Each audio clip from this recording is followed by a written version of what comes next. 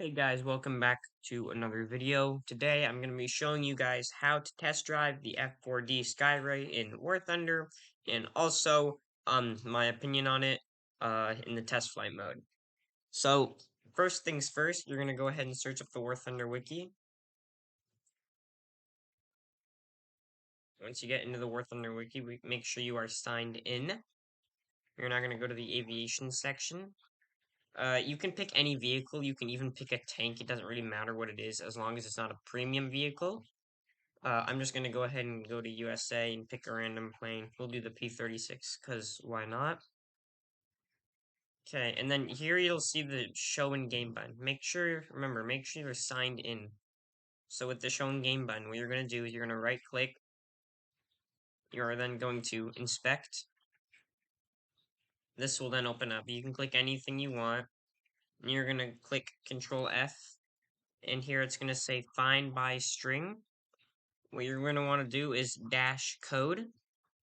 And so here we'll see it is code P-36. It's pretty much just saying that this is the P-36's airframe. What we're going to do is we're going to double click that right here. And we're going to erase or delete what it says P-36 there. And we're going to replace it with F4D_1. Alright, now you're going to click enter. And now, if we show it in game, we now have the F4D Skyray right here, folks. So this is the default skin you get with the Skyray. Its battle rating is 9.3. It has no flares, however it can carry AIM-9Bs. You can see you can carry 4 AIM-9Bs and a plethora of rockets. Its repair cost is 15,000 SL, so it's not cheap by any means. It can go to 611 knots, which is pretty good. It is Mach capable. And then the other skin that you have that you can get for this is the Diamondback Skin, which looks like this. It's an okay skin. It's not that great. I do not know how you can use the unlockable skin. I don't think you can actually test blind that. Some people can do it. I don't know how to do that. It's not really that important, though. So we're going to go ahead and take it into the test flight. Give it 2 AIM-9Bs. I'm going to load in. Now, the F4D Skyray was it was America's first supersonic carrier-based jet. Also, we have an RGB radar, so that's fun. I think that's just bugs, though. It's a very interesting cockpit, though, I will admit. Very, different from everything else. I haven't seen a cockpit like this in the game. As you can see, it is a delta wing design. It has flaperons, elevons. The flaps right now are reversed, so they kind of go up instead of down. Anyways, go and put those down and take off here. And we are rolling. And now this thing does have a lot of lift, and this plane was made to be an interceptor when it was created, so it's going to go very fast. However, though, since it is a delta wing design, as you can see, it turns very good. Now, for this plane being 9.3, supersonic capable, able to carry 4 AIM-9Bs, and it being able to turn this good and go this fast is really impressive. So, I can see this plane being, loved by a lot of people, and it'll probably be spammed for a while. It is a very good plane. And, it is nice to see something different in War Thunder. It's nice to see something not so conventional, because we don't really have any of those, middle of the period, kind of forgotten aircraft in the game. We do have some of them, but not a lot of them. So the F4D Skyray is definitely a nice little addition to that. One thing though, if you go too fast, it will wing rip. It does have a very anemic roll rate, by the way, as you can see here, especially at slow speeds, but it does have a lot of AOA. So this thing, in a dogfight, it's probably going to be really good in the one circle, but however, you can see with this sustained turn rate, it should be pretty good in a rate fight as well.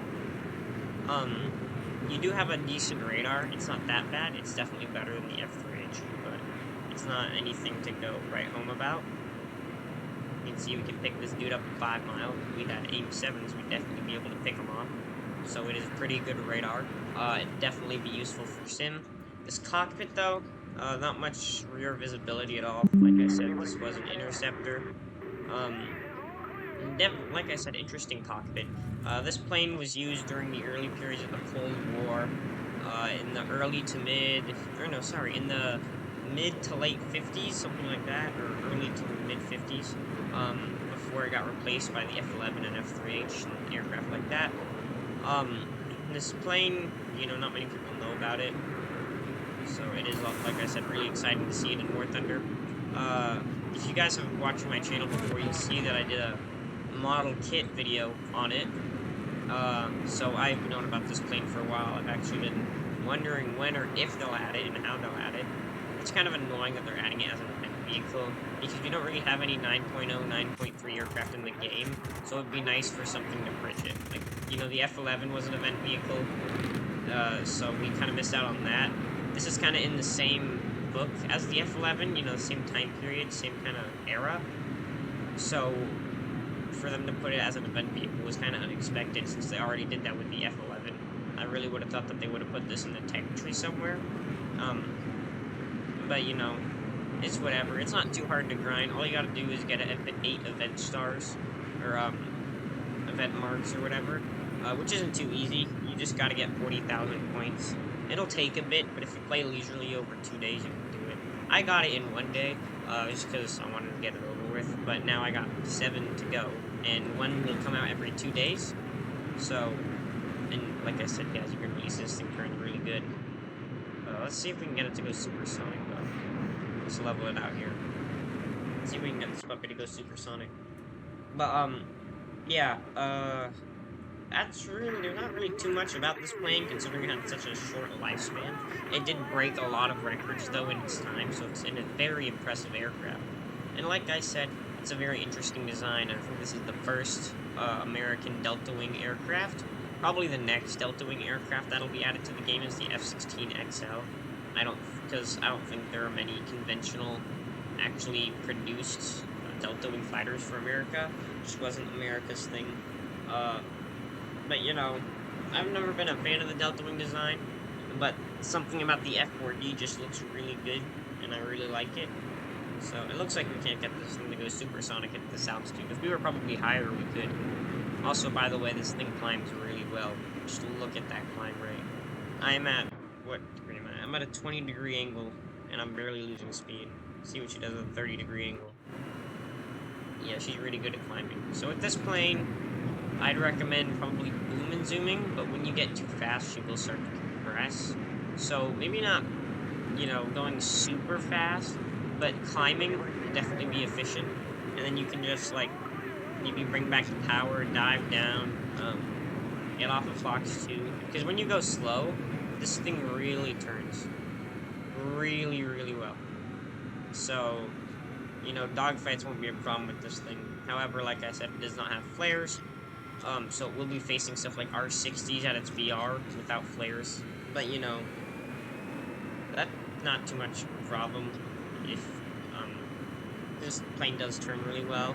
So as long as you just keep your 6 checked and just, don't, get locked onto something, you should be pretty safe. There's not much that's going to be able to outturn you, maybe a MiG-21, or, if you get in a dogfight with, like, a MiG-17 or something. Otherwise, you should be pretty good. Anyways, I don't want this video to be too long. I just wanted to give you guys a little video on the F4D, since I know I haven't had that much content lately, and, I like this plane, figured you guys would like a video on it, too. So, I guess I'll see you guys in the next one. Bye.